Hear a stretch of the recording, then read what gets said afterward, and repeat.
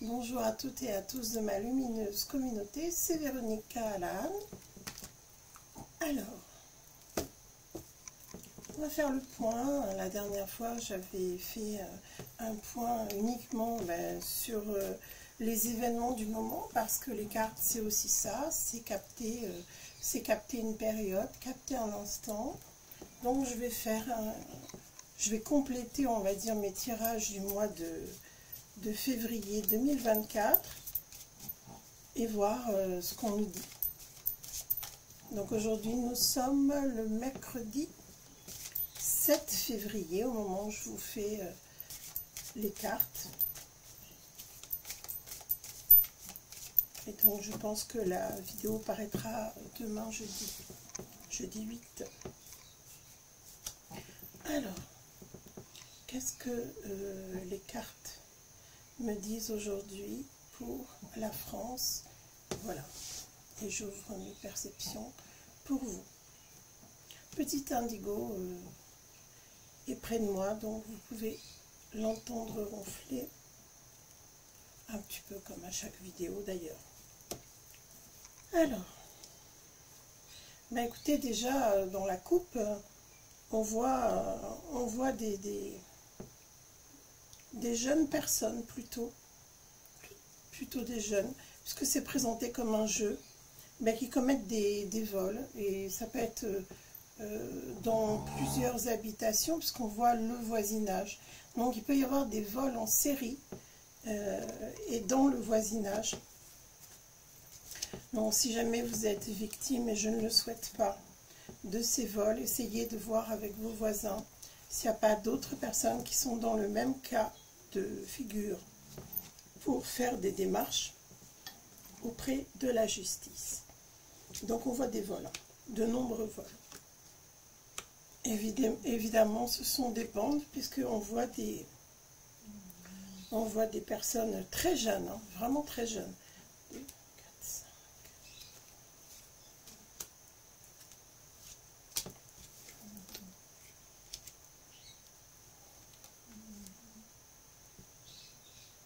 On voit un problème pour l'accès aux soins dans les hôpitaux.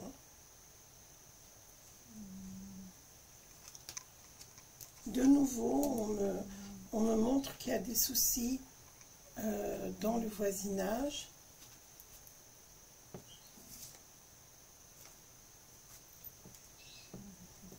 Oui, là c'est autre chose. On me montre que dans certaines parties du pays, moi je fais mes tirages pour la France, comme vous le savez, il va y avoir de nouveaux voisins.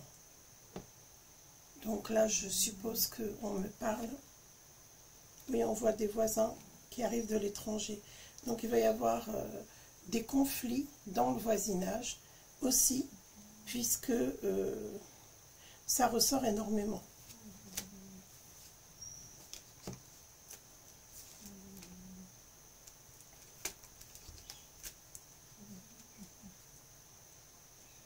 Beaucoup de problèmes dans les commerces également. Donc là, si vous voulez, on voit dans un premier temps, dans ces premiers tirages que je fais, on voit des vols en bande organisée et des vols en série, puisqu'on voit que le voisinage est touché. On voit de nouveaux voisins venant de l'étranger s'installer autour de personnes qui ne vont pas forcément apprécier un nouveau voisinage. On voit des soucis pour accéder aux hôpitaux et des soucis de santé importants. Donc je pense qu'il y a des personnes qui vont être gravement malades, qui ne pourront pas être soignées dans les hôpitaux. Donc là, il y a vraiment une notion de sacrifice humain. Et par ailleurs, on voit des personnes qui sont en grande difficulté dans les commerces. Donc février n'est pas une période facile. Ça, c'est le moins qu'on puisse dire.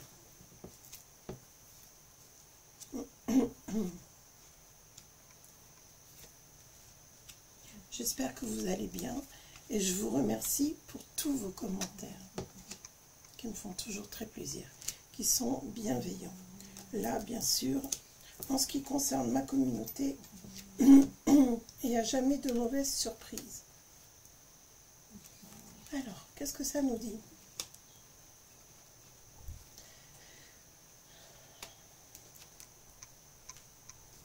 Ça nous dit qu'il y a des personnes, alors là c'est la suite de ce que je voyais par rapport à l'hôpital, ça nous dit qu'il y a des personnes qui sont obligées de se faire opérer à l'étranger. Ça devient fou quand même, hein. Des personnes qui ont des problèmes de santé qui ne peuvent pas être résolus ici par l'hôpital en France, qui sont obligées de partir sur l'étranger pour se faire soigner. Encore faut-il en avoir les moyens, parce que ça peut être réservé qu'à certaines personnes, hein. Tout ça a un coût, bien évidemment. Par contre, on voit une réunion des gens, une réunion des, si je puis dire, des consciences. Alors, il y a toujours des personnes qui voudront se compartimenter et dire non à tout, mais il y a les autres, et les autres sont heureusement de plus en plus nombreux à se réunir, à s'unir pour essayer de trouver des solutions. D'ailleurs, je vois des cagnottes qui se mettent en place pour soutenir ceux qui en ont le plus besoin. Et il y a beaucoup de gens qui aspirent à retrouver la paix. Alors là, on a une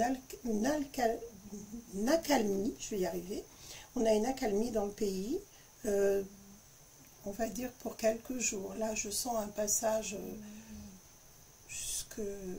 jusqu'avant la fin du mois, puis après, ça va remonter les énergies dans la colère et dans le désir de s'en sortir. Oui, parce qu'il y a, comme je vous disais tout à l'heure, il y a de plus en plus de prise de conscience sur ce que l'on vit actuellement. Alors, je vais faire plusieurs tirages avec ce jeu-là en complément. Il y en a deux qui veulent venir.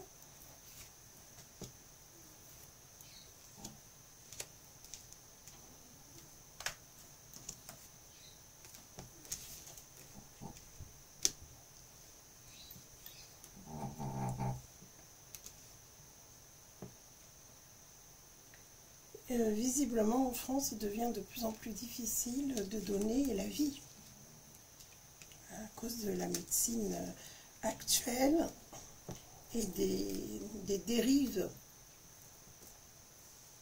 Il y a quand même des naissances, mais elles ne sont pas très nombreuses. On va regarder ça, ce que ça nous dit ici et là.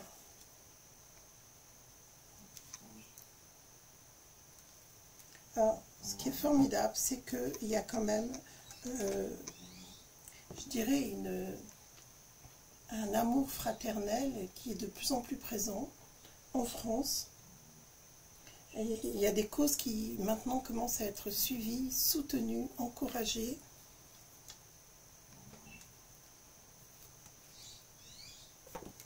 Oups.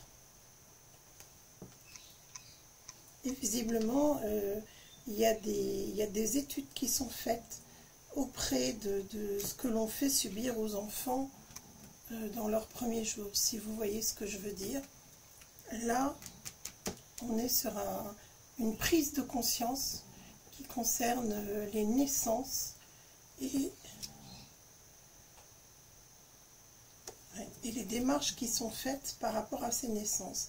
Donc là, on sous-entend qui sont faites, et je pense qu'il y a des études qui vont être, ou qui sont en cours de réalisation, parce que là, je pense qu'on est sur quelque chose d'extrêmement grave en ce qui concerne les premiers jours de la vie des nouveau-nés, et surtout sur le devenir de leur santé. Donc actuellement, il y a pas mal de prises de conscience qui sont faites sur la santé, et sur la santé des tout-petits en particulier. Et ça, je crois que c'est une très bonne chose, parce que injecter 11 ou 13, si vous voyez ce que je veux dire, donc n'écrivez pas ces mots-là, s'il vous plaît, dans les commentaires. Il y a quelque chose qui ne va pas quand même. Je ne sais pas... Je ne sais pas ce que ça va devenir, ce projet monstrueux, hein, mais il va falloir sauver les nouveau-nés. Hein. C'est notre devoir à tous, tous, sans exception. J'imagine le déchirement que ça doit être pour les parents. Porter la vie et ensuite l'exposer à tant de violence, c'est très violent cette démarche. Hein. Ça doit être terrible. Mais je vous disais, alors on parle beaucoup des enfants là. Hein. On me montre que d'abord, il y a beaucoup de futures mamans qui ne peuvent pas le devenir parce qu'elles perdent leur bébé au cours de la grossesse. Et donc, maintenant, mettre un enfant au monde, alors je ne vais pas vous dire que c'est un exploit, mais on n'est pas loin de cette prise de conscience-là, tellement ça devient rare. Et puis, ce qui est intéressant, c'est que les gens... donc là, il va y avoir une découverte au sujet de ces difficultés à mettre un enfant au monde, hein, que la grossesse se poursuive dans les meilleures conditions. Donc il y a quelque chose qui va être révélé par rapport à ça. Donc c'est pas du tout des cas isolés, ce sont de très très nombreux cas. Donc je pense que les femmes vont monter au créneau pour avoir des réponses par rapport à ça, et on découvrira la vérité. Hein, ça ressort dans ce tirage-là, et on me montre bien que ce sont, on va dire, des affaires embrouillées, si vous voyez ce que je veux dire. Donc vous voyez qu'il y a des choses qui ne sont pas claires, et là ça ressort sur ce mois de février. Donc il y a peut-être des démarches, on va demander des comptes, et ça va déchaîner des passions. Hein. Parce que, bon, peut-être qu'une fausse couche, on peut mettre ça sur le coup de la malchance, mais des centaines, voire des milliers, je ne pense pas que là, ça puisse être uniquement la malchance.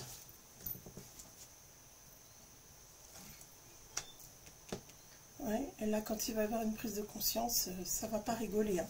Les gens vont se révolter parce qu'ils vont se rendre compte qu'ils sont manipulés par rapport au désir de, comment je veux dire, dans ce qui est montré là, c'est vraiment la preuve qu'on veut contrôler le nombre de naissances. Ils en sont arrivés là, hein, les Gestradamus, le cafard et tout ça. Ces gens-là sont très dangereux. Ils devraient être enfermés dans un hôpital psychiatrique.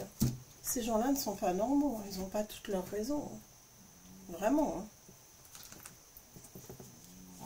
Ça doit être les flammes de l'enfer hein, qui leur bousillent le cerveau. Hein. Je ne vois pas d'autres explications pour être autant dans la haine de l'autre, autant dans ces idées de mort. D'ailleurs, depuis 2020, on est assailli par la mort, par des visions de la mort, par des transformations qui font peur à la limite. Tout est transformé. C'est beau un arc-en-ciel. Un arc-en-ciel, ils l'ont transformé en un autre symbole. Ils inversent tout. La licorne, c'est un animal mythique. C'est quelque chose qui a trait au domaine de l'enfant, du rêve. Ah ben ça aussi, il a fallu qu'ils le transforment d'une façon diabolique. Et tout est comme ça. Donc tout ce qui est joli, il faut le détruire, il faut le saccager.